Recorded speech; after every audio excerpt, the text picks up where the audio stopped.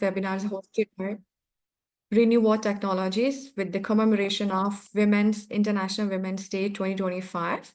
And this webinar has been arranged on a clean energy transition and the gender equality. So you can use your chat box and please introduce yourself from where you are attending our webinar. So as I'm the moderator of today's session and I'm joining from Pakistan.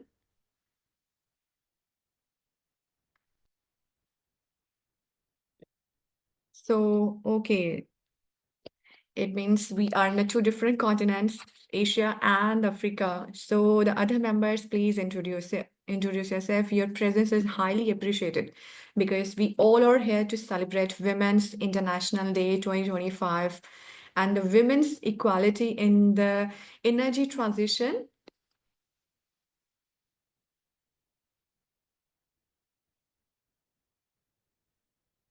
Even one of our esteemed speaker is also joined us.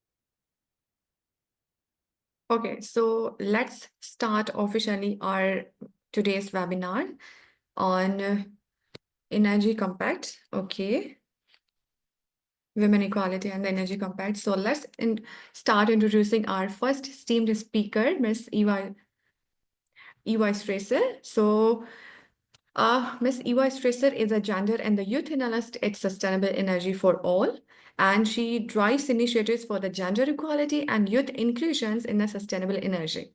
She implements Sustainable Energy for All's STM traineeship program and mainstreams gender and the youth across the organization's work.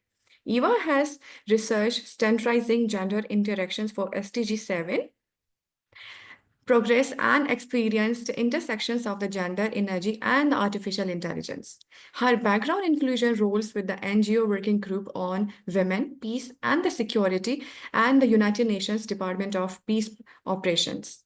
Eva holds an MS in Global Affairs with the concentrations in a peace building from NYU and a BA in Political Science and a Gender and Women's Studies from Western Michigan University.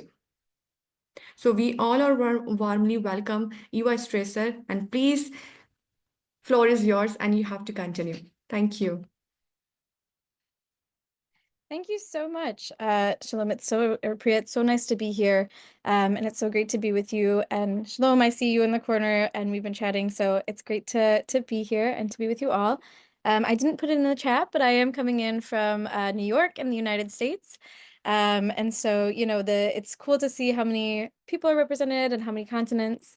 I had some slides, so you wouldn't just have to look at me. However, my internet appears to be down. So we'll see if it comes back up at any point, but let me give you a bit of background to the work of SE for All, and then we'll jump just straight into what the Gender and Energy Compact is, what we do, and yeah, where we see our successes. So a bit about SE for All. We're an international organization. We work with UN Ops to drive progress on Sustainable Development Goal 7. For those of you who might not be familiar, that's the one on affordable and modern energy. And expanding sort of the sustainable energy, modern, reliable, accessible energy to all. And so when we think about that, right, we're thinking about not only providing energy, so, you know, putting up mini grids, putting up things like solar power, wind power, but also, you know, allowing communities to take ownership over that, training communities to repair or maintain these different energy systems, thinking about, you know, how it can power businesses, how it can power education, how we can power lives. And so our work is deeply interconnected with climate, development, and energy, and thinking about how all of those goals sort of go hand in hand. And the gender and youth work comes out in our gender and youth program, of which I'm a part of as the analyst. And we focus our work on a few different pillars of work. And so the first being a professional development piece. And so through this piece, we have the opportunity to, as Pira kindly mentioned, our STEM traineeship program, right? That's sort of the key to what we do, is training women and youth to enter into the workforce, and not only enter, but excel and advance, and take up these leadership roles. Okay, my slides seem to be back on. Let me see if I can share them I with was you. going to ask if you're sharing your slides. Yes, my internet just came back on.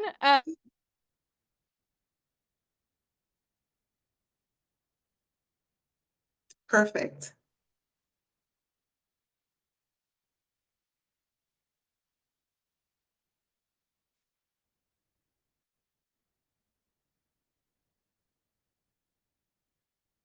We can hear you again.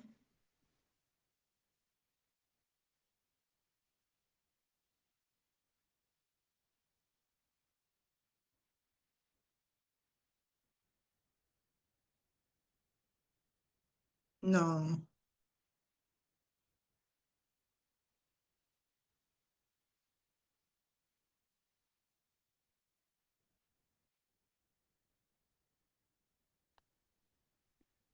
Can you hear me now?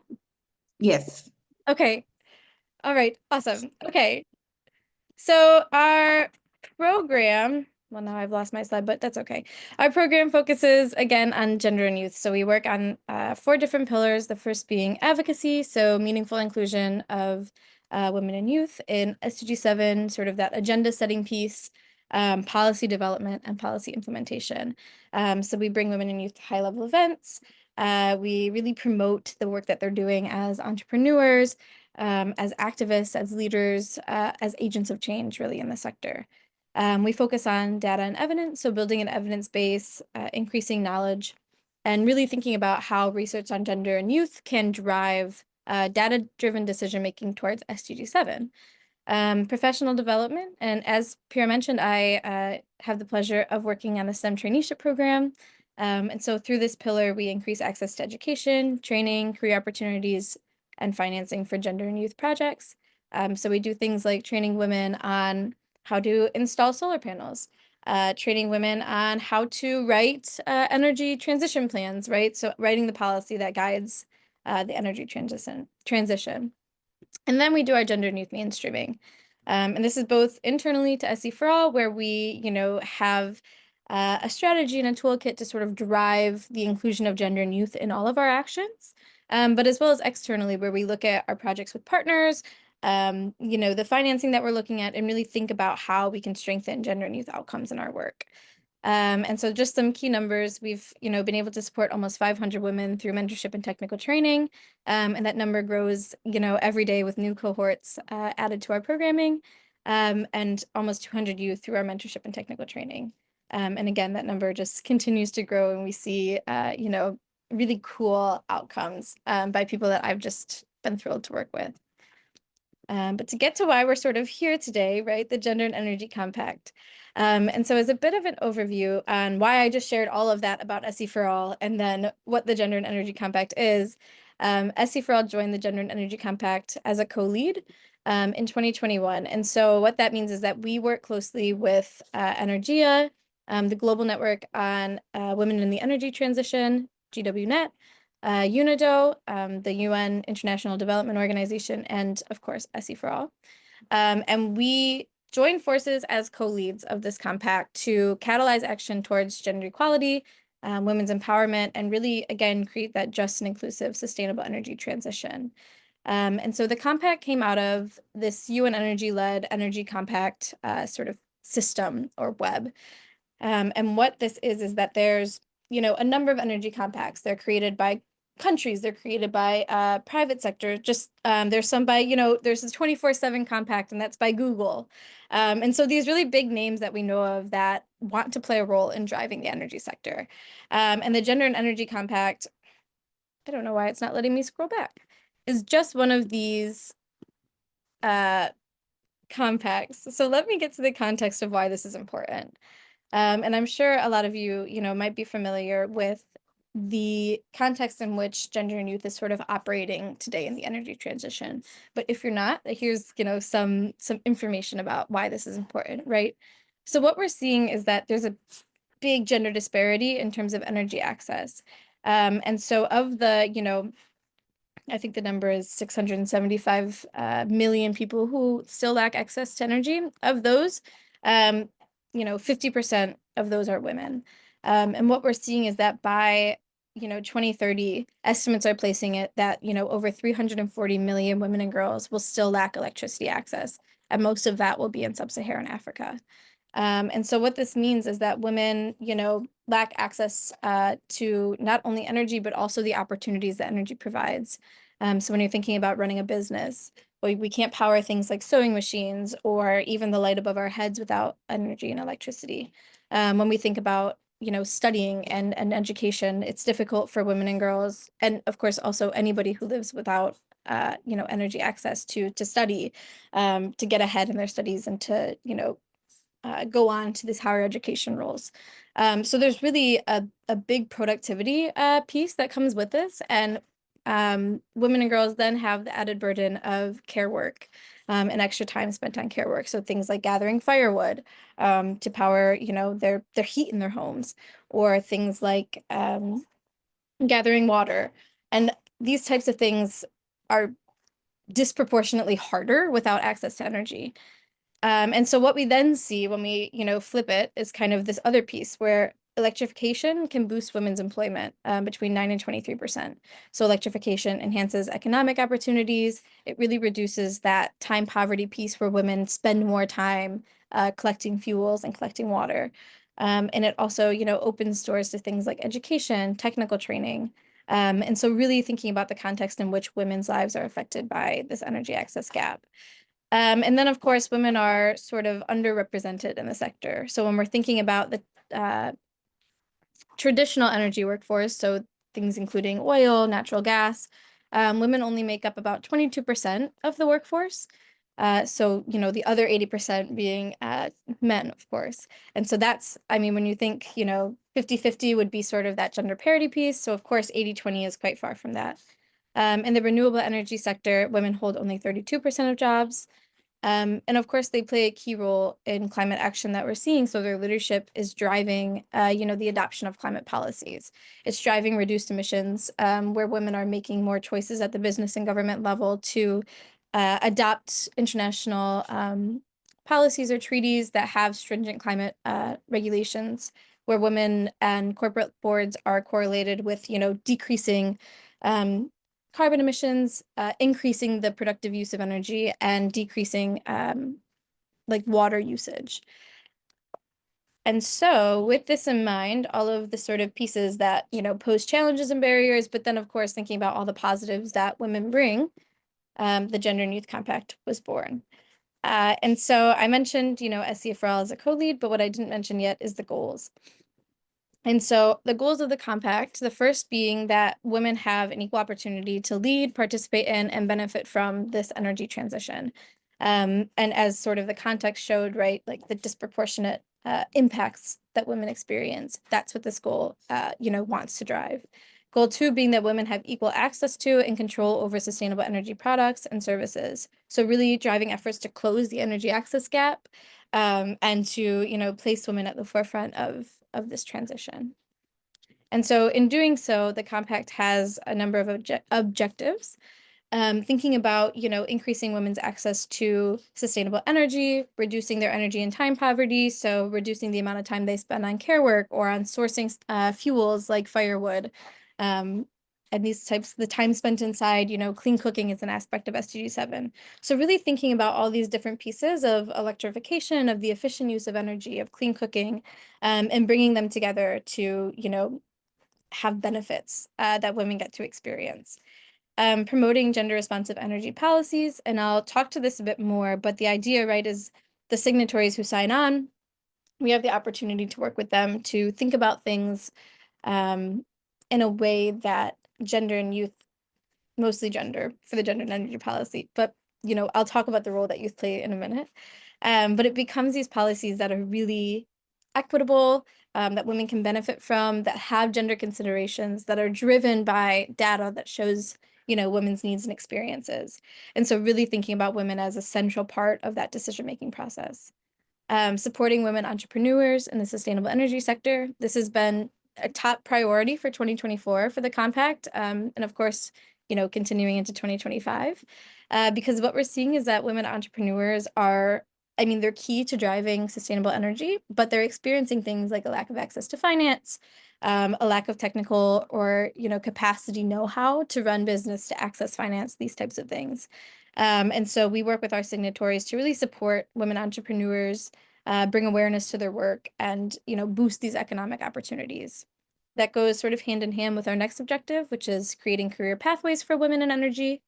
Thinking about how women in energy, we can close that gender gap, that 32%, we can bring that to 50. We can bring it to 51, these types of things. And then developing tools and data for inclusive policy development. And so, the outcome of this, as we sort of hope and want to see, is this data-driven decision-making piece that really drives these gender-responsive energy policies. So policies that are created in mind of what women are experiencing and then respond directly to those needs, so that policy beneficiaries are experiencing, essentially, transitioned or transformed lives through energy access. So when we think about, what the compact is rooted in, it sort of goes beyond the past. And I mentioned the Beijing Declaration because we just had its 30th anniversary. And so when you're thinking about the Gender and Energy Compact, it goes back 30 years, but it goes back even farther, right? So when we're thinking about this, the fight didn't start in 1995, but these are the places that we, see these key policies that our work is sort of rooted in.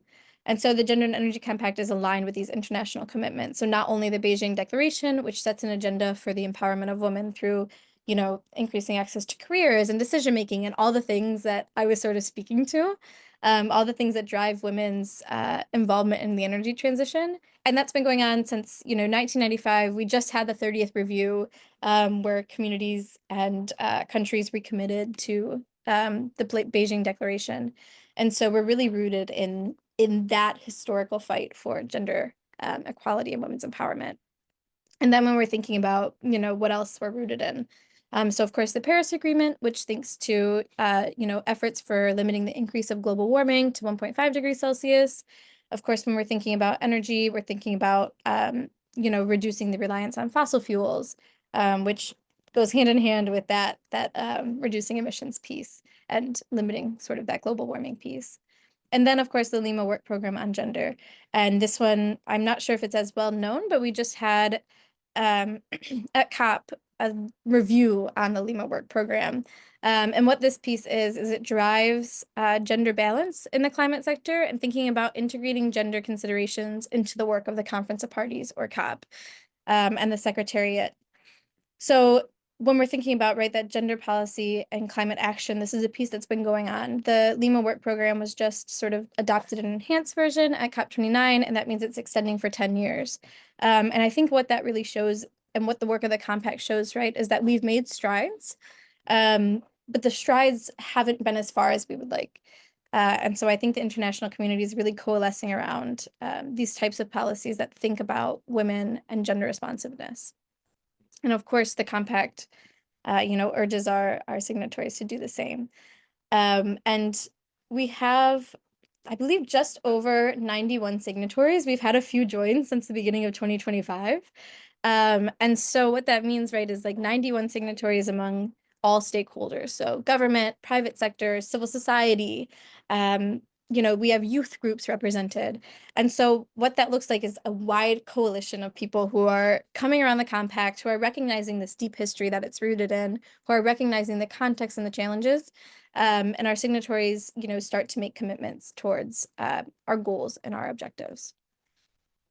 And through this, the Gender and Energy Compact becomes a sort of tool and mechanism in and of itself, because signatories are committing to different actions that they'll take. And so if you read the compact, and I wanted to put it in here, but it's a few pages long and it's all sort of just words. So I refrained from maybe a slide that wasn't so pretty looking.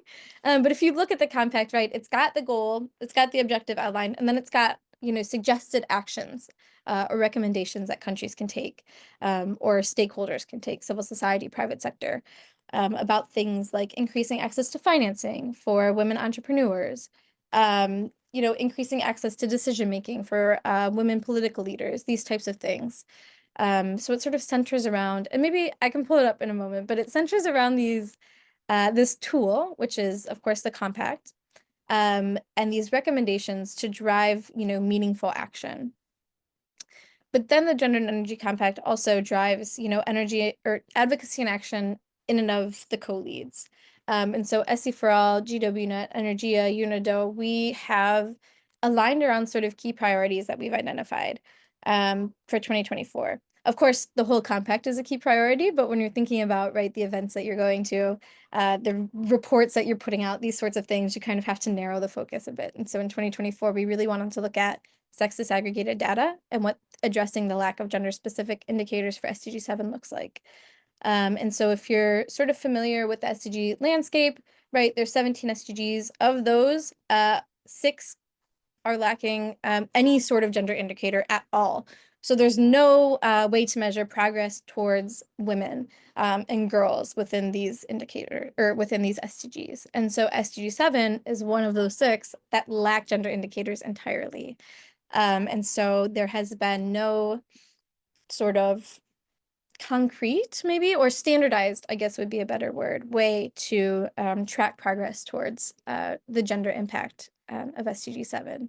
And so what the compact is looking at right now is, driving this collection, this analysis, this usage of sex disaggregated data, thinking about how we can drive indicators around, women's economic empowerment, women's decision-making, electricity access getting to women. And so we put out reports, the combined efforts of, I think, our 4 co-lead organizations. We put out, probably 10 reports in 2024 that really focus on the need for standardized indicators and standardized methodologies. And then what we're doing is taking what we're learning and bringing it to our stakeholders, so people like national governments, our signatories, but also beyond, right? So we're going to events like things at, COP29, we had a gender event. The Vienna Energy Forum, we had a gender disaggregated data event. So bringing it to our signatories and beyond, and, really advocating for this collection and analysis. And I think one of the things that's really exciting is that not only, are we as co-leads collecting and analyzing, but we also get to bring our signatories who are leading work on this to the forefront. And so, we've been lucky enough to partner with our the different government signatories. They come to our events, they share what they're doing that's working, and they really provide a blueprint and a platform for other governments to sort of, recognize what national statistics offices can do and then bring that in and do it themselves. And then, we look at women's leadership or women's entrepreneurship, and what women's sort of participation in decision making looks like, what investing in STEM education looks like, what investing in women entrepreneurs looks like. And I've put some sort of, examples. And so we just hosted our SE for All Global Forum in Barbados in the middle of March. And we were fortunate enough to partner with the Gender and Energy Compact. We did like a SE for All plus Gender and Energy Compact, so a double SE for All sort of event. But we really focused on empowering women in leadership, their innovations, their entrepreneurship, investments, catalyzing, concrete action towards this. And so we brought Gender and Energy Compact partners. We brought, governments that have championed the initiative, organizations that expressed interest in joining when they heard about this event. We brought us all sort of together and had this conversation about empowering women in leadership, and thinking about what it means to drive women's inclusion in decision making, and where that starts. And I sort of mentioned that I'll speak to youth, but one of the cool things I think the Gender and Energy Compact offers is that it's not only about women when we're thinking about who energy access impacts, it's also about youth. And one of the things that we're seeing, right, is when women are excluded and youth are excluded, the double burden of that falls on young women. And so really thinking about the role that young women play in policy, in education, in businesses, how they can advance. And so our Empowering Women in Leadership event with the Compact looked at from birth What toys are we giving our, 5-year-old girls? Are they princesses? Are they, engineers? What kind of dolls are we giving them to play with? All the way through, how this results in sort of what we aspire them to do, and where they can drive, leadership once they get older. And so really thinking about all these different stages of, birth to youth to being a woman or being, a man, and what this sort of I don't want to say fight. I feel like that's a very aggressive word, but what this sort of fight for women's empowerment and gender equality looks like. And then on the same sort of, trend, as Gender and Energy Compact co-leads, and also as, organizations in and of ourselves, SC for All and GWNet, who is another co-lead, and the Clean Cooking Alliance have all partnered to do a clean cooking mentorship program. And of course, our other co-leads have other programs that they've partnered with each other to put out, or partnered with each other for different research. But I'll speak to SC for All's role as a compact co-lead because that's me. And so our Women in Clean Cooking mentorship really looks at, empowering younger women entrepreneurs through connections with seasoned professionals. And so what this looks like to bring, the different co-leads together with our different networks to really, foster that empowerment. And so just kind of ending on a sort of maybe a call to action would be a good way to say it. But the role the role youth, the role education can play, because that's, I think, what we're here to talk about in the Gender and Energy Compact. And so if you're someone who, drives an organization or is part of civil society, is part of your national government, right?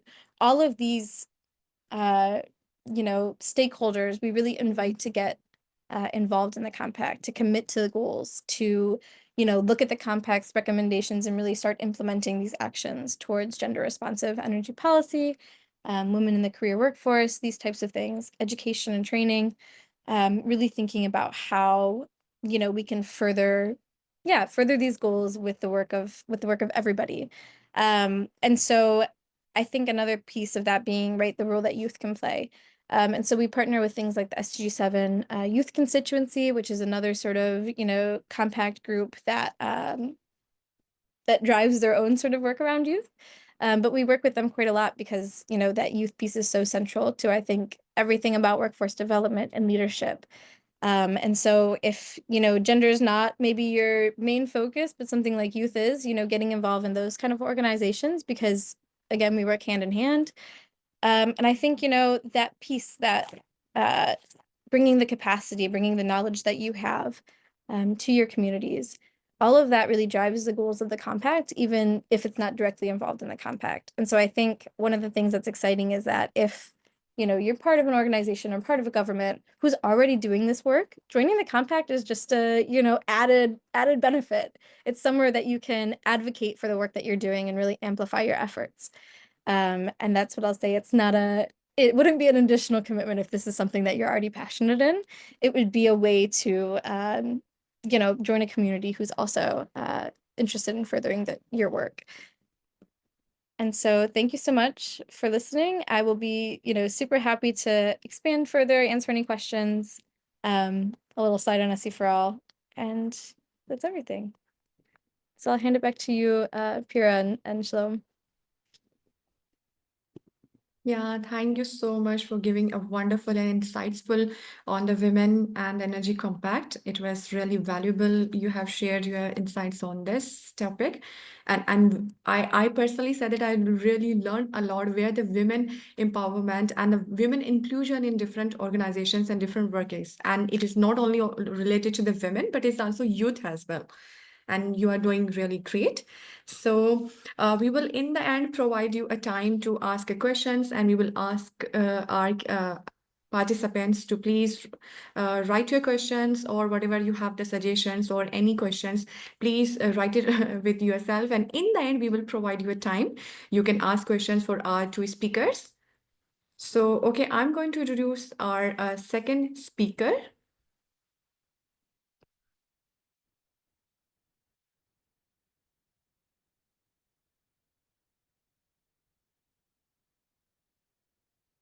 So, let welcome and introduce our second speaker, that is a Miss Patricia Odeibea, and she's a seasoned professional with over a decade of experience in environmental sustainability, climate justice advocacy, and leadership in both nonprofit and the business sectors. She is the founder and executive director of the Odeibea Foundation, advocating for climate change, energy, transition, and women's empowerment. She is also serves as the administrative secretary of 350 Ghana, reducing our carbon, and co-facilitated a key energy and the gender working groups in Africa.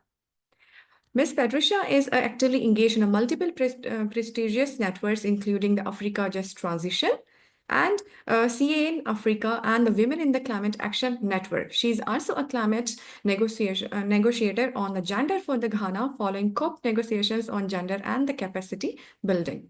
Her dedication to sustainability and climate justice drives her extensive voluntary work in advocacy and renewable energy initiatives. Ms. Patricia houses floor is yours. Please share your valuable insights on the energy compact and the women gender equality. We all are warmly welcome you. Thank you for having me. I hope you can hear me. Hello, please, can you hear me? Yes, we can hear you. Okay, thank you. So I'm actually in the field in a community, one of some of the island communities in Ghana that is actually not on the grid, so internet access is a bit difficult. So please pardon me because I had to use my phone to do this because that's the only thing that can give me a little, I think, 1 or 2 bars of internet. Yeah. So if Shalom can help me share my slides.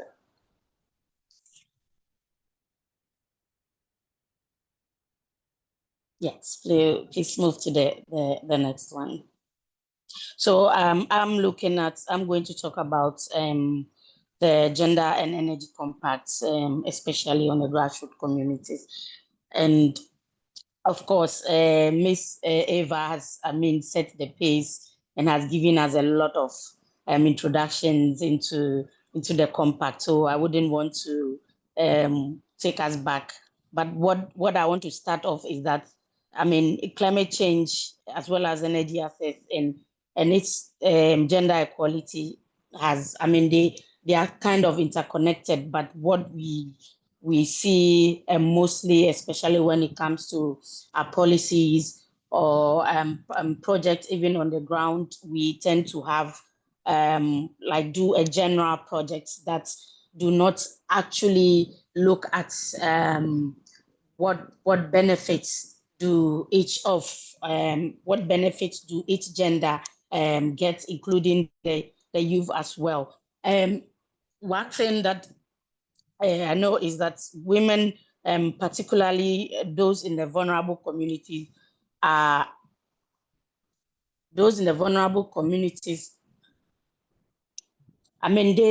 are very, very disproportionately, and they bear the full brunt of the issues of climate change in terms of social or economic and then cultural factors that limits their access to resources and decision-making opportunities. We have been to a lot of communities, grassroots communities, especially in Ghana, in terms of going to empower these communities, especially with energy access.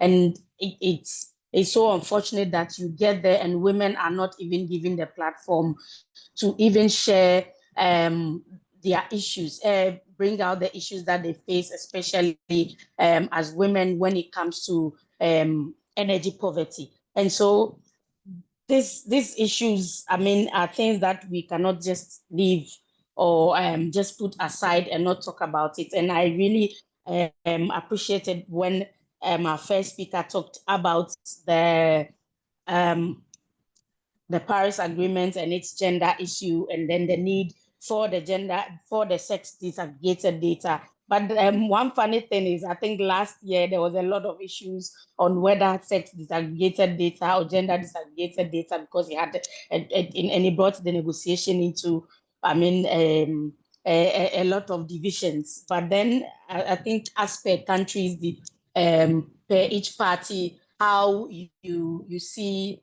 how you feel like whether when you are looking at it, gathering the data according to the sex or doing it based on gender. I think it depends on how the parties or the countries would want to go with that. Shalom, please can you move to the next slide?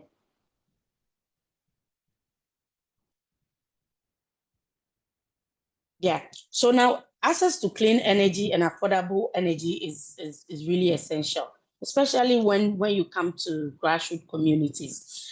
For example, one of the organizations that I actively volunteer for, which is 350 Ghana, is keen on pushing for decentralized renewable energy, especially at the grassroots level. And one of the things that we do when we go to the communities is to make sure that we train women at the grassroots level on how to conserve energy. And those communities that do not have, we take them through trainings on how to even put, together a simple solar bulb, using the things that we find or they find around themselves, such as the e-waste gadgets, that of the plastic containers that they throw away or use in their kitchens. And so these are some of the things that we are doing as grassroots organizations to ensure that we unpack the issue of gender and energy. And it's sometimes it becomes it becomes very sad, and when you get to these communities and you see how women that are very, very industrious and have businesses but do not have access to energy to be able to even scale up their businesses. And these women are the ones that are taking care of the home, taking care of the kids, helping the kids with their homeworks, and they use the firewood, the kerosene, the form of, there's a local lantern we have in Ghana that is called Bobo, which is powered by a kerosene with a sort of, they put a sort of rag in it to generate power, and that is what some of the kids depend on to be able to learn. And these issues become so very disheartening, especially when you go to these communities, because you have a woman, sometimes let's say a single mother with 3 or 4 children, and then their activities depend on having reliable power sources, and yet they do not have. And so they have to travel long distance, especially with the kids, or the kids have to travel a long distance to be able to get access to, let's say, power to be able to use like a machine to grind their maize or process whatever product that needs to be processed before it can become the end product that the woman will be selling. So these are some of the things that we need to talk about. And I'm happy that Ms. Ava also brought up the Lima Work Program. I think it's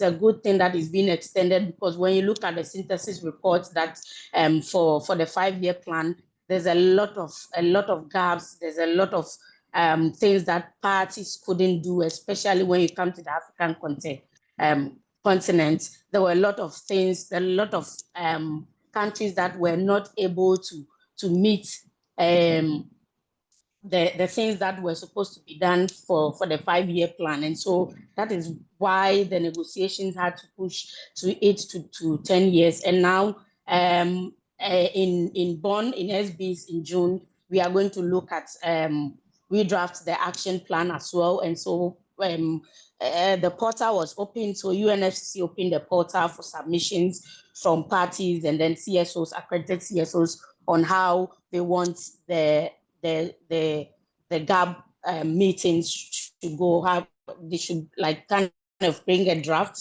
to also make an input on how we foresee the next gender the gap to go. And so these are some of the things that is very important. And sometimes when these things are open, what I'll say is that when we are in the CSO space, we shouldn't limit ourselves to the CSO space. We need to find a way of bridging the gap with the government.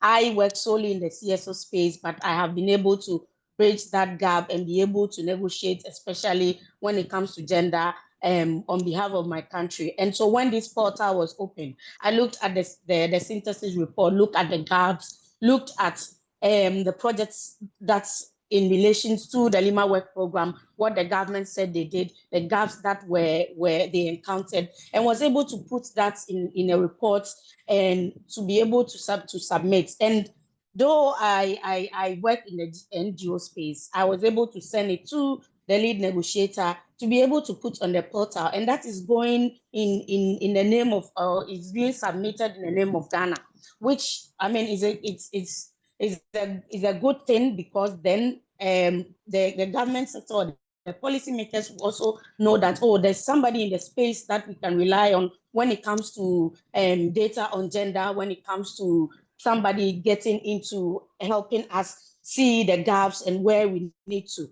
And so, and some of the issues I raised was the fact that the next gap should be able to factor, put in plan and make parties have a sort of gender desk in each of the ministries, especially when it comes to the African continent. Most of our ministries may have the gender desk, but it's not active. Some some are not there at all. And so when it comes to, let's say, energy, and there are going to be programs on issues on energy, it's difficult for them to know, okay, let's unpack it and see how does energy affect women, how does energy affect men, how does it affect youth, and how can we address all these challenges of these particular people. And so, but if we have a gender desk in each of the ministries, so energy, energy, agri, and all the other sectors, it will be easy for that gender desk to be able to have all the do all the research, have all the conduct all the analysis, and ensure that when projects are going to be done, it will look into all aspects of all aspects, and then the issues, how it affects each of the people in the community, which includes men, women, people living with disabilities, and I mean everybody as a whole. And so those are some of the things that I mean I recommended when I submitted to for the submission of the next gap. Shalom, please can you move to the next slide? Yeah, so I've mentioned a lot of this, and I know we've been talking about that women and children bear the brunt of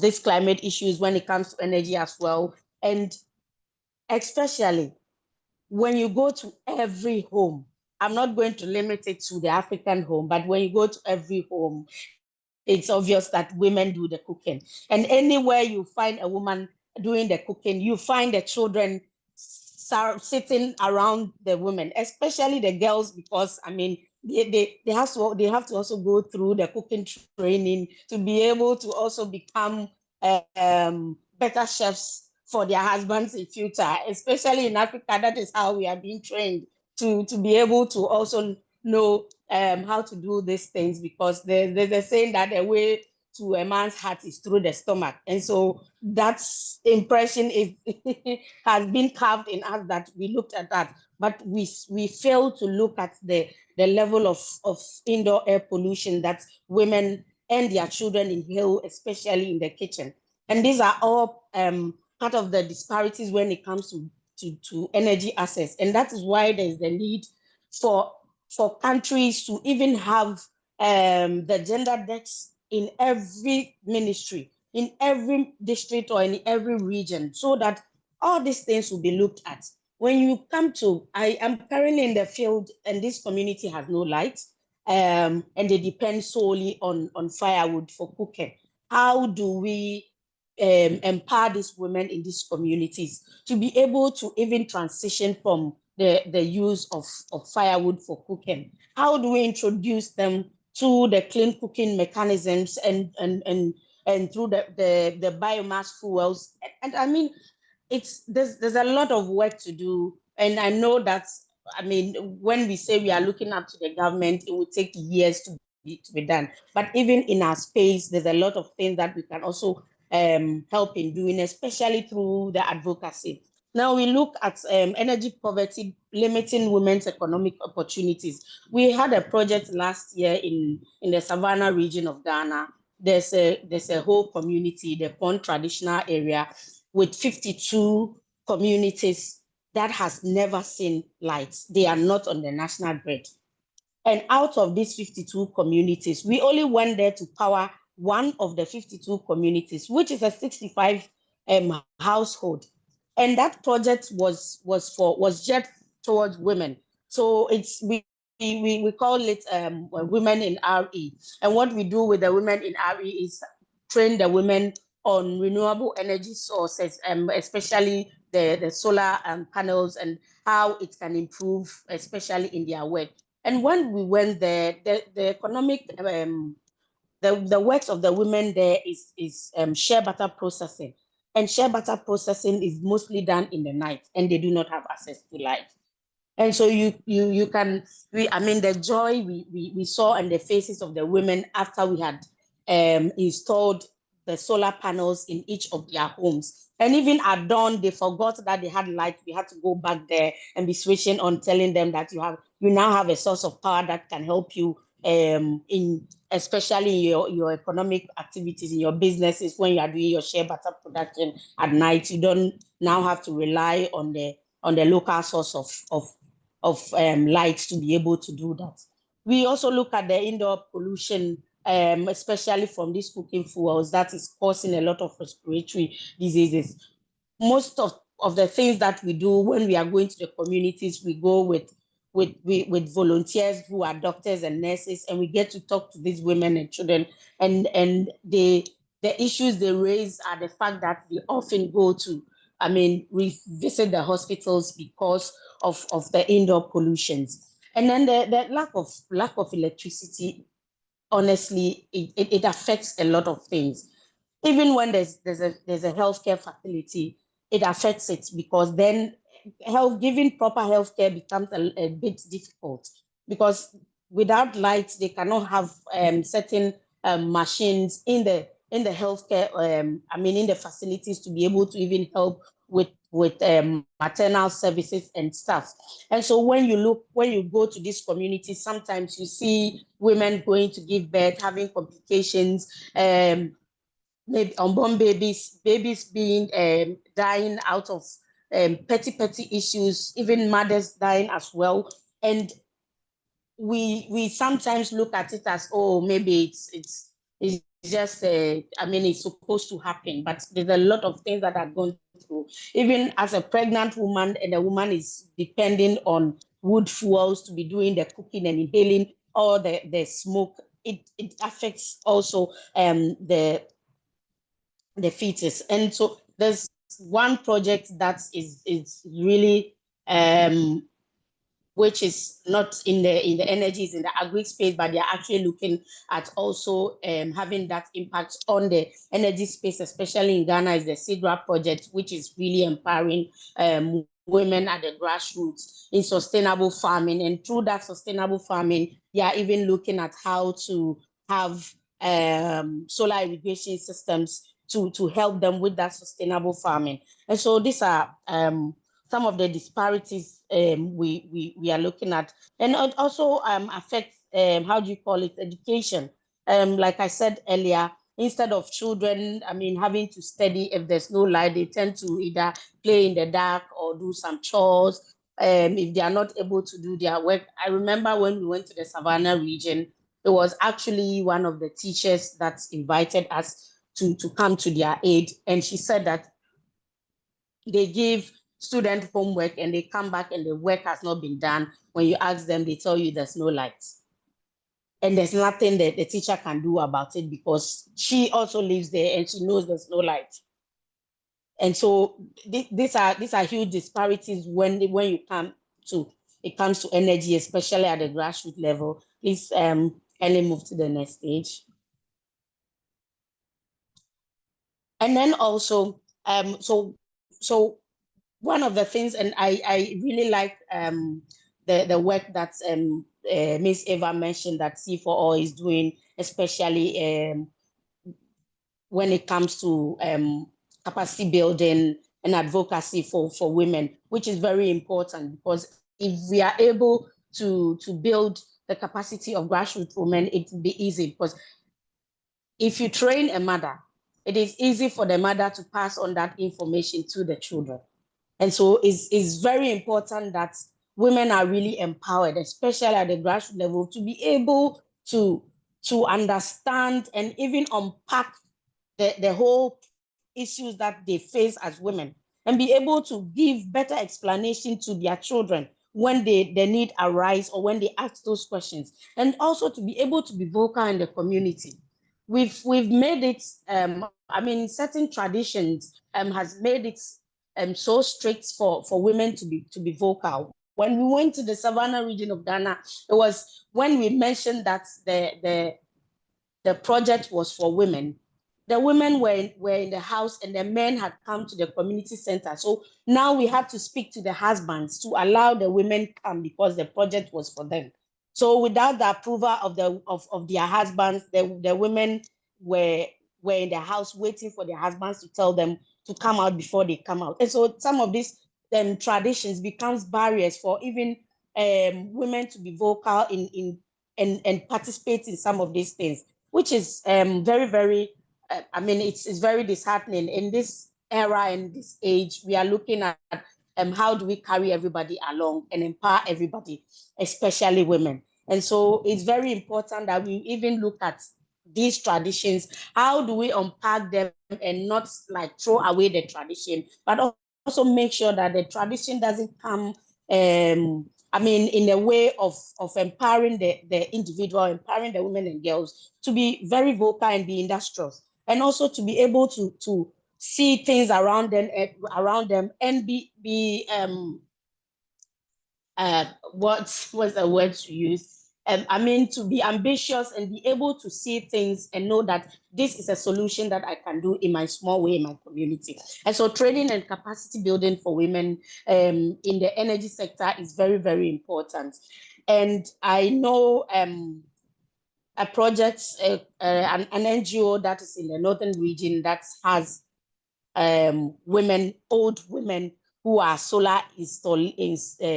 they're doing solar installations in their communities. I think they are called solar grandmas or solar, I've forgotten their name, but they are very elderly women who takes women and young people in their community through solar trainings and solar installations. And you see these old women climb on top of people's mud houses to do solar installation, which is amazing. And so if these women are able to do that, I mean, how much more a young people? So they are able to train the young people to also be very, very involved when it comes to the energy issue. Please move to the next. Now, why do we think that community-driven solutions are key? It's key because grassroots communities have local knowledge that informs sustainable energy solutions. Where before developments, I mean, our forefathers had a way of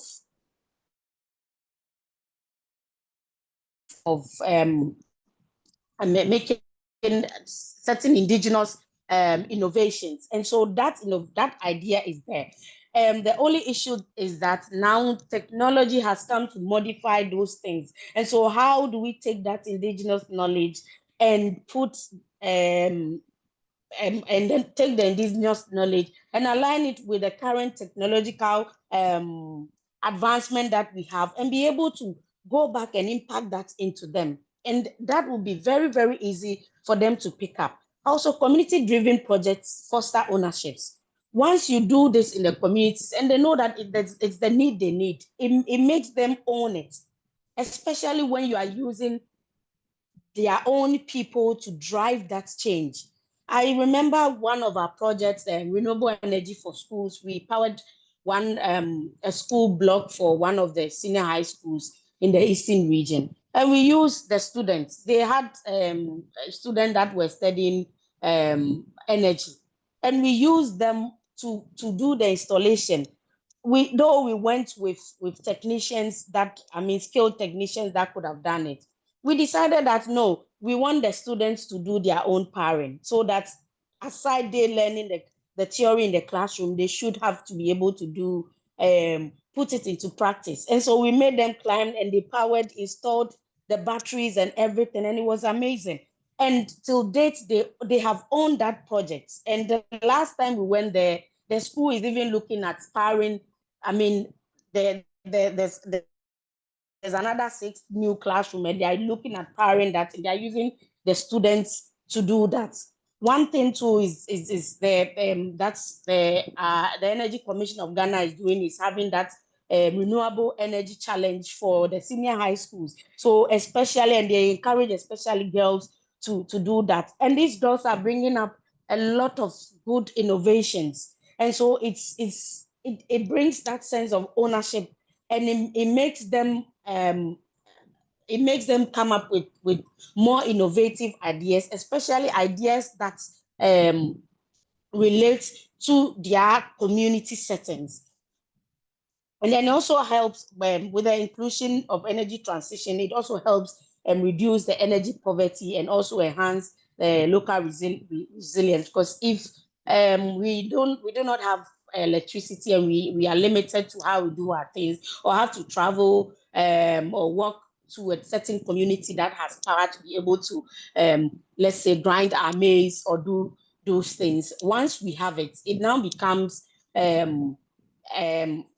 reduces the energy poverty, and then it becomes a source of, it brings economic activities in the community as well. Because now, if we have power, then we'll have a machine that can, somebody operating some of the machine that can grind the maize or do all those that, and that becomes a source of livelihood for that person.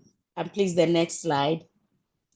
Now, looking at the recommendations, we are looking at strengthening the policy frameworks for gender responsive energy solutions. Like I said, these are some of the things that I put in my recommendation, especially for the new GAP. And also, together with other partners, are also looking at our renewable energy master plans, looking at how we can make inputs, look at the whole plan and see how we can make inputs to include or strengthen issues when it comes to gender and then energy. And then some of the recommendations we're also looking at is, so how do we increase investment, especially in women-centered clean energy initiatives. The initiatives are there. Some people are doing amazingly well, but the finance to be able to scale up these things have become, a difficult thing. And also the fact that most of the solar panels that we get here, especially in Africa, has to be imported.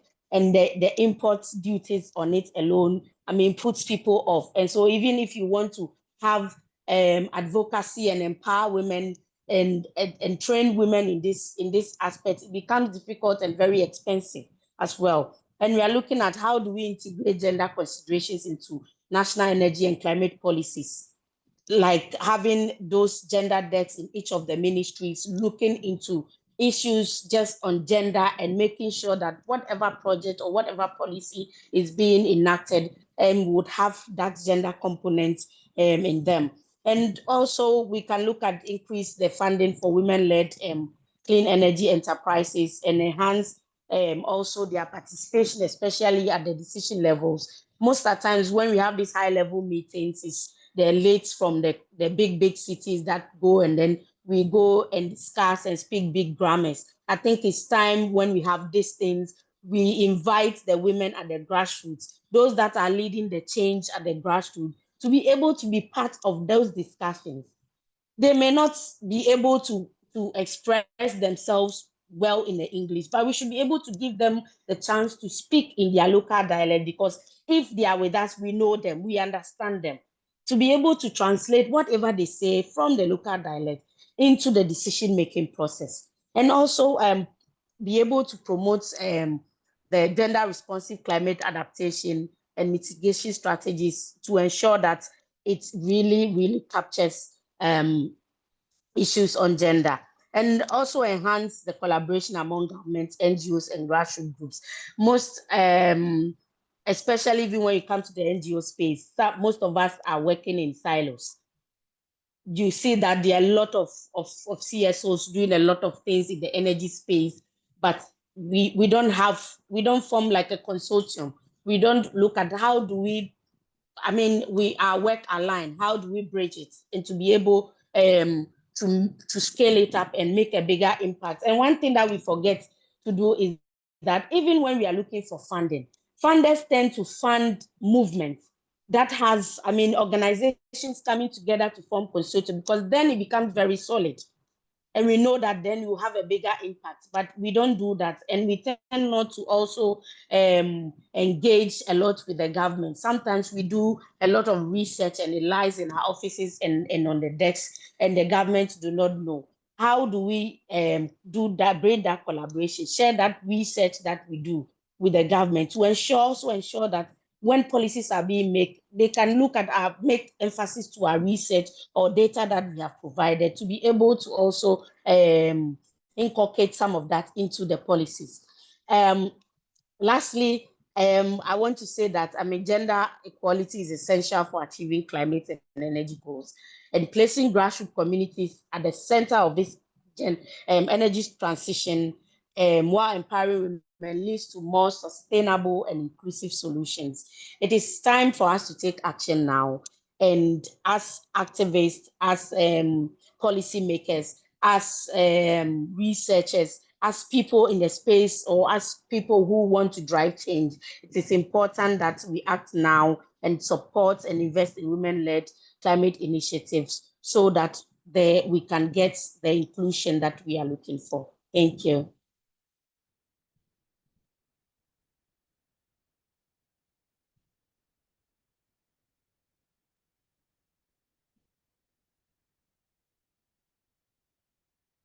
Thank you so much, Ms. Patria, for giving valuable insights on the energy compact and the gender equality. So I would like to ask audience, if you have a question, please use your chat box or you can raise your hands and we will allow you to the speakers and they will answer your questions. Please use your chat box or you can use a hand raise emoji. We can allow you to ask questions.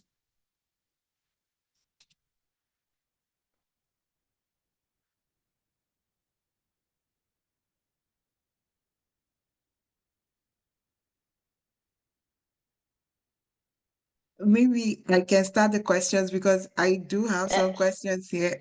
Oh, was someone about to ask a question? No, Shalom, go ahead. I was going to tell Priya that your hands was up. Yes, thank you so much, Miss Eva. Ava, I'm trying to be sure if I'm pronouncing it right. Yes, Ava. Ava, good. I'll Thank you. report anything. Thank you so much. That was amazing, and I am just so in awe of what SE for All is doing. From grassroots level to the national, to the government, to the federal level. The impact is really massive, especially for the SE for All forum. The amount of funds that were raised on ground, that was really impressive. So the team, um, I always admire the work, and I can't wait to work with SE for All more, especially in terms of gender empowerment. And I just wanted to give that shout out there. One of the things we actually invited Miss Fade Deborah to be here. It's just that she had a lot of coinciding schedules. If not, we would have seen one of the innovators that won the SE for All Heroes Award. But I'll start with the first question, which is on the energy transition. You mentioned that SE for All conducts training on energy transition plans. So I wanted to understand is there a framework that has been organized by the United Nations, or is there a framework within SE for All that is particularly addressing energy transition plans, and how do they train how do they train women or people that are interested in learning about this? How is the process done? That's like my first question. Let me know if you wanted to just ask more questions or if I All should of the one. jump in. Okay, I think the second question is regarding the compact. You mentioned 91 signatories, so I wanted to understand, can individuals sign the compact? And if yes, how do they go about it? And if no, how can organizations, because a lot of the people that I see joining here are from different student organizations, they lead the different works at different levels in different countries. So I think pretty sure they might be interested to sign the compact. So how do they go about that? And then finally, I think the other question on the Beijing Declaration and platform, I wanted to understand like the key outcome from that discussion. So these are my three questions. Thank you. Yeah. No, happy to answer. And then maybe if Patricia also wants to jump in on the Beijing Declaration, because I know she spoke to these processes as well. But on the energy transition, so SC4All has a dedicated office working on energy transition and investment plans. And this dedicated office has worked with governments that reach out to SC4All, express interest in wanting to partner, express interest in wanting to develop these plans, and then of course implement the plans. And so the framework has sort of been organized within the SC for All team, but it's developed in partnership with the national governments. So it's really a nationally driven process that SC for All supports through, gathering data, combining all of this different information from different ministries.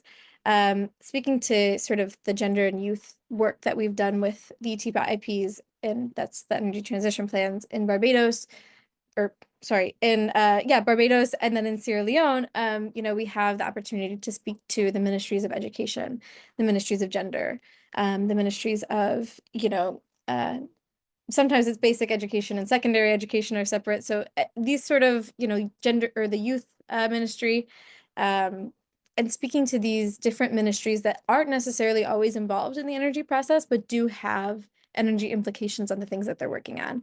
And so we speak with them, we speak about what their priorities are, what their recommendations would be to go into the energy transition plan, and then we bring all of that sort of together. And so it's the same process with the rest of the ministries, generally working with, sort of the Ministry of Energy or the President's office to guide this process. So I would say that the framework is sort of dually, SC for All kind of has something that has worked in the past. So looking at things like workforce development, where the growth of jobs will be, sort of planning for, if you want to go net zero by 2030, or if you want to cut emissions in half by 2030, we have scenarios for that. And then they kind of pick what would work best, and together we co-develop. As for training women to learn about this, that process has been done through our STEM traineeship program. And so if we have ongoing work streams around, energy transition plans, we can bring women in to speak directly with ministries, to sort of be embedded in those processes, to learn from government officials, and then to come around and, either do some of that analysis or learn how to do that analysis, depending on, where they are. And so it's really an iterative process that comes with what the government's looking for, what the women are looking for, and what they've already experienced, and then bringing all of those pieces together. So there's no one sort of concrete answer on, how do we train women? I think it's more meeting them where they're at, figuring out what they want to learn, and where the needs are, and then sort of bringing all these pieces that are moving together. As for the compact and the 91 signatories, if individuals can join, we haven't had any individuals join the compact. It's mostly been, governments, academic organizations or scientific, civil society, NGO, and multilateral sort of institutions. And so we don't necessarily have any individuals that have joined. But if that's of interest, or if it's of interest to join as an organization, I will put my email, because I would suggest reaching out. It's generally a more informal process to sort of kick it off when it comes to organizations. And then we have more formal processes of, okay, if you want to join, we have sort of an onboarding or these types of things. And so if you're interested in joining, yes, please send me an email, or you can visit our how to join page. And so if you fill out the form online, it'll go to our colleagues at Unido, another co-lead, and then they will be able to sort of go through the form. And they will, you provide a description of your organization, you share what you're interested in, and we sort of bring you in that way as well. So that's my email, the link, and then the direct link to the Google form if you don't want to click around. But yes, that would be sort of my suggestion, is filling out the link and then speaking with us. And as for the Beijing Declaration, are you, when you say the key outcome of the discussion, do you mean the most recent, like 30th anniversary discussion, or like way back in 1995? It's like the most recent discussion, because I kind of just saw the awareness online and I was just so curious about what that was all about and like what's the progress from here. Yeah, absolutely. So I'll jump in, and then Patricia, of course, if you have something to add, please jump in, cut me off, whatever you want to do. But yeah, Noted. thank you, good. The thing that came out of CSW that I think is great is that not only was there the highest level of civil society participation of any sort of, event at the New York UN headquarters, which is amazing, because civil society has been sort of driving this. But we've also sort of reaffirmed our commitment to the Beijing Declaration. And so the political declaration that was put out reaffirms, commitment to the Beijing Platform for Action, commitment to advancing sustainable development through women's empowerment and gender equality. It's got reference to young women. It's a really interesting document. I actually wrote a whole LinkedIn post on this yesterday, so maybe I can find the document Yeah. for anyone who wants to read it. But it's a super interesting time, I think, because we're seeing some countries that generally don't push back on women's rights that are now pushing back on women's rights. And so I think what we're seeing, right, is that there's this fear of rollback on women's rights. So things like sexual and reproductive health weren't mentioned in the declaration that was let out, even though, they have been mentioned in quite a few gender equality pieces in the past. And, the United States, to not, cut around the bush, has been really resistant towards some ideas around women's empowerment. And so I think this will just be a very important time to sort of see the progress that individual national governments are making, because I think we have a really great platform to build off of, and we've recommitted to this platform, but there is some resistance towards where we're headed. But let me put the link, in case you want to read more. I'll just post the link that I sort of drafted up yesterday. It's all my thoughts. It's not, SC for All's thoughts. But there's some really good articles that have more information. Yeah, and I mean, to add to Ava, what Ava is saying, it's well, it's a bit dicey. I mean, that's how I see it. But then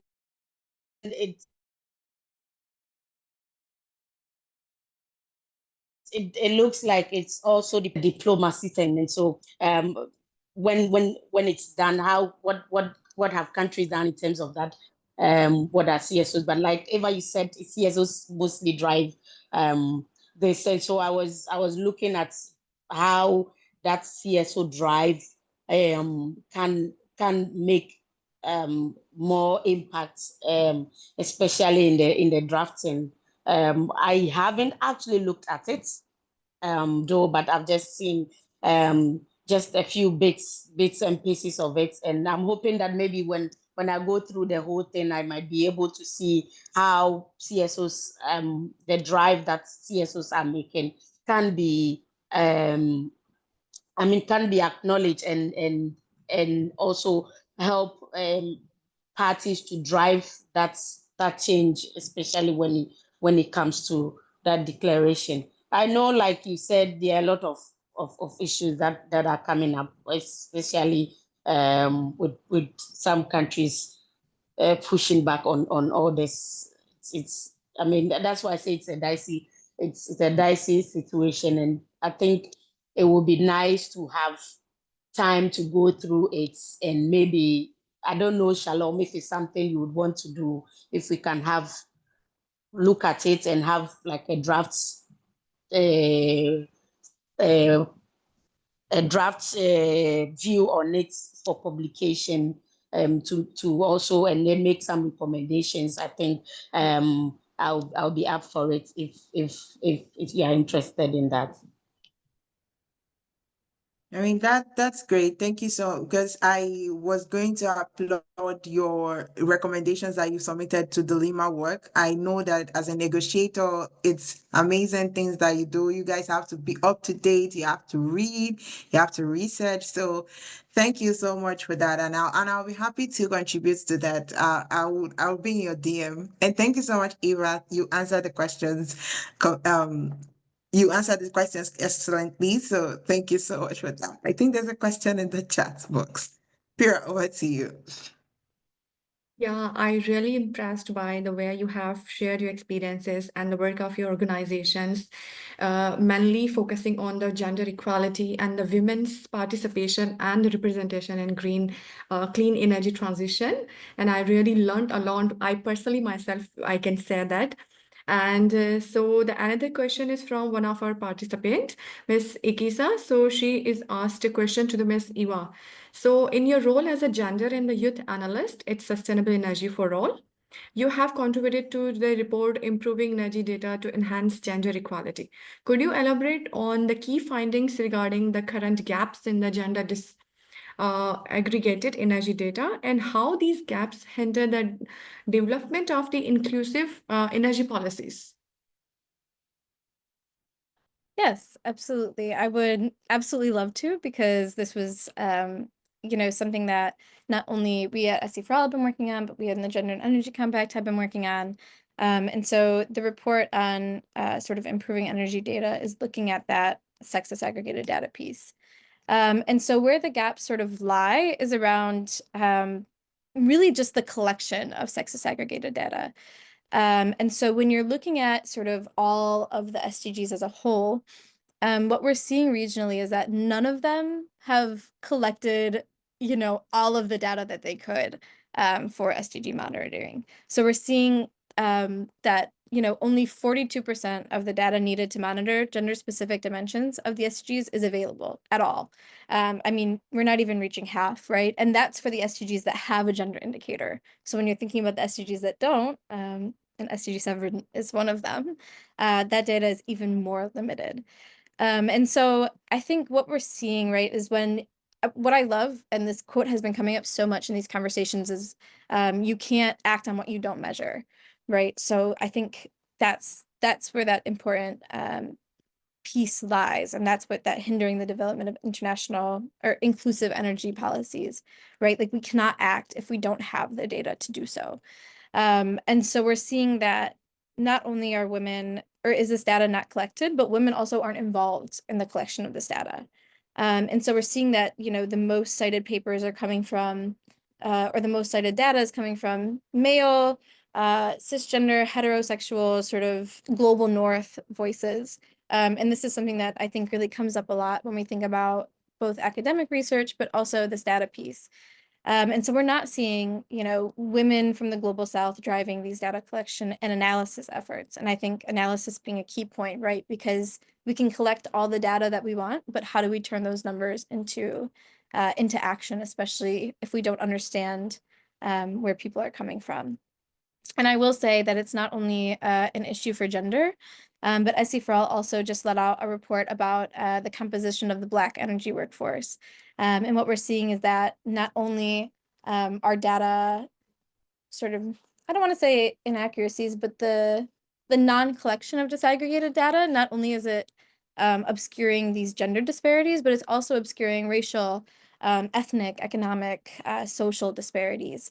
And so I think that sort of drives the answer to the second part of the question, right, on how inclusive policies aren't as developed. If we're not, doing gender analysis, if we're not thinking about these intersecting challenges that people face based on their identities, it's really hard to capture these experiences. And one of the things that the Gender and Energy Compact is trying to drive is sort of these proposed indicators for a post-2030 world when we're looking at energy access. And so looking at not only the population of, who has energy access, but also the proportion of female-headed households and male-headed households specifically. Disaggregating out based on, energy poverty and access gaps, unemployment and leadership, on entrepreneurship, and on, enabling environment. And so once we can start to collect this, and once we start to have voices from, women who are disproportionately affected, and we have that data to back it up, it'll be a lot easier to create and to drive from that evidence base when it comes to policies. I hope that sort of answers the question. If it didn't, please let me know. But I will also drop the report in the chat in case anybody is particularly interested in sort of reading it. Yeah, exactly. And thank you so much for giving your valuable insights. So the last question I'm asking from my side to the both speakers, because you are going to run your wonderful organizations and you are the representative of your organizations. Like, we know that many of the organizations are working on whether the climate, water, or other issues. Even now, the women representation is highly crucial and important in the clean energy transitions. So my question is that, like, for example, many financing mechanisms overlook the gender perspectives. So how we can ensure that the women lead initiatives or the organization get a better access to the clean energy fundings or the grants? So how you are ensuring that the women organizations or the initiatives can get a more fundings? So I highly appreciate both of you can share your valuable insights on this.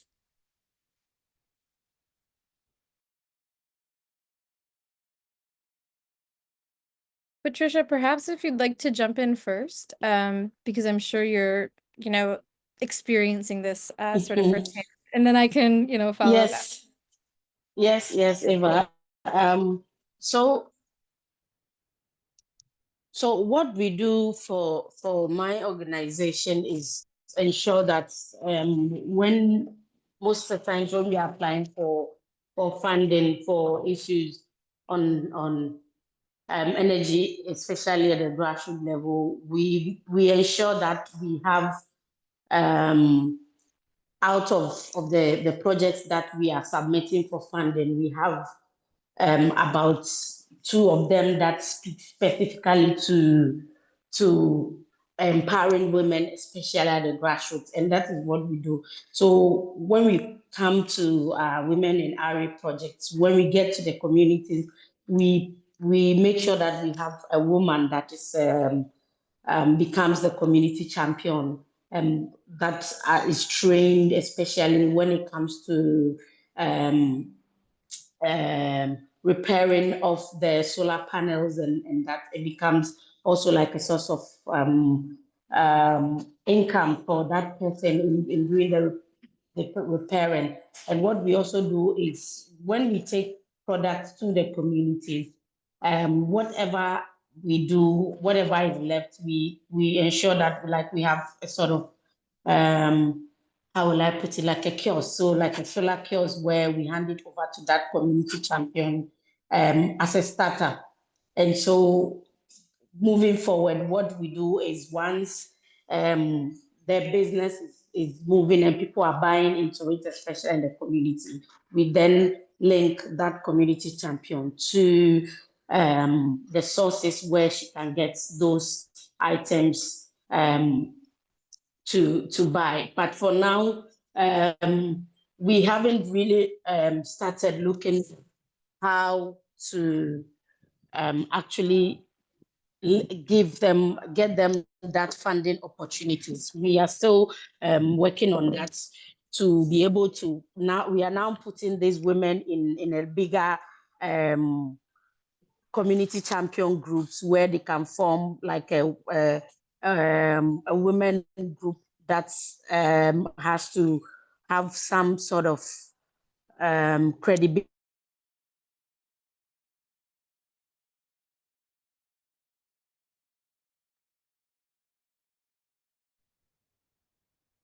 Patricia, Are you still there or the network?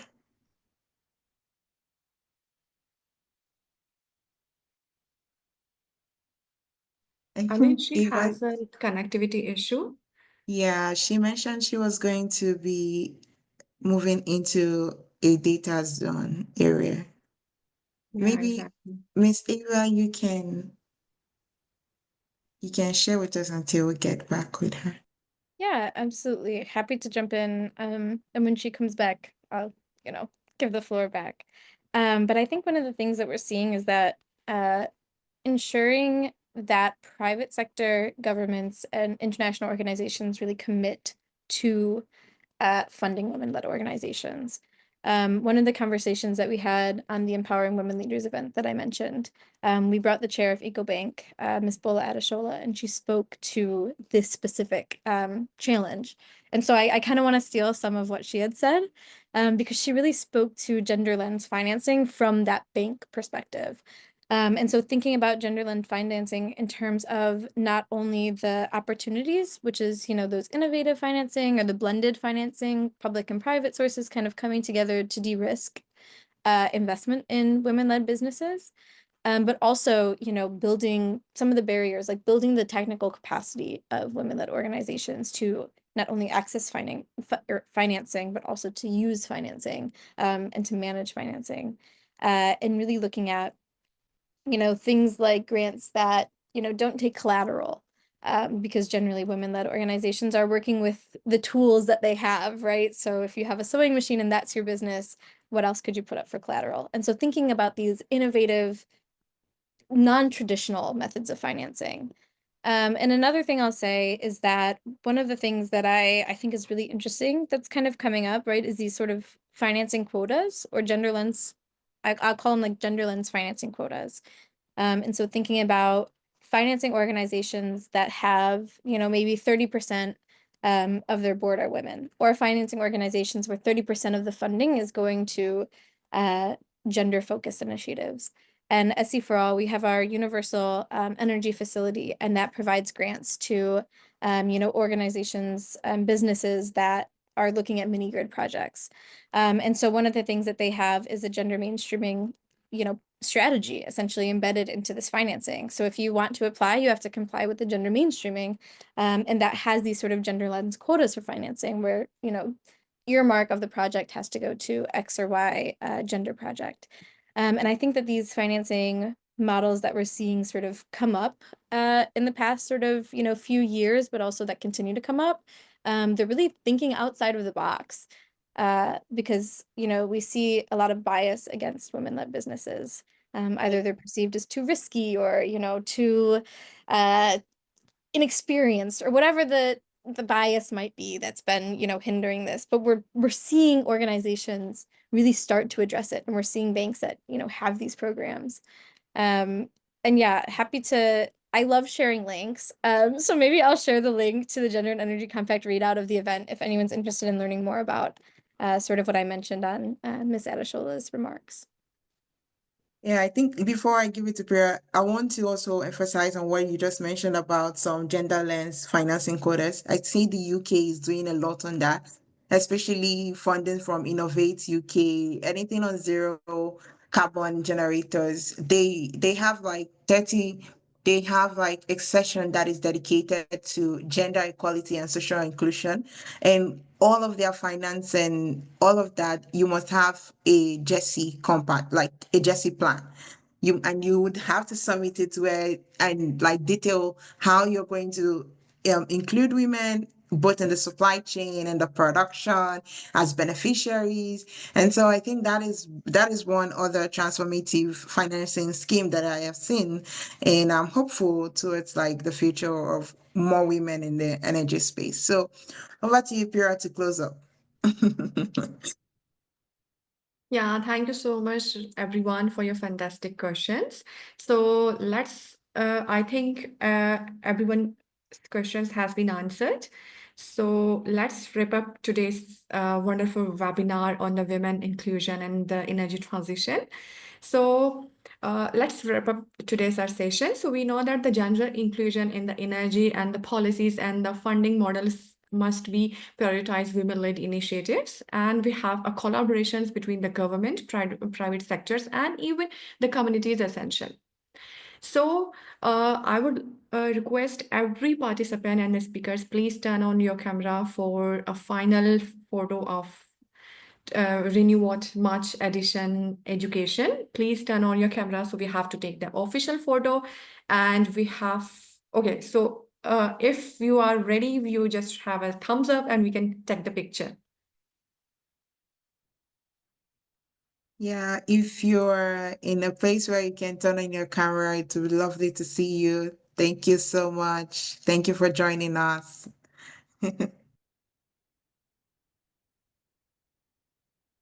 I'll just wait one more second to get any other person. Okay, I'll be taking it now. On the count of three.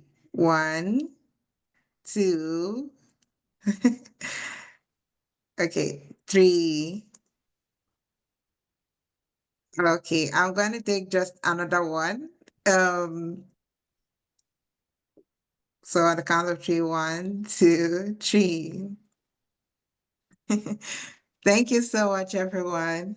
Thank you. Thank you so much, Shira. Yeah, thank you so much. And I would like to ask everyone, please follow our Renewal Technology page on LinkedIn, because after the session, we will upload a wrap up or the key insights of today's session on the Renewal Technology. You can share it with your friends and other colleagues as well.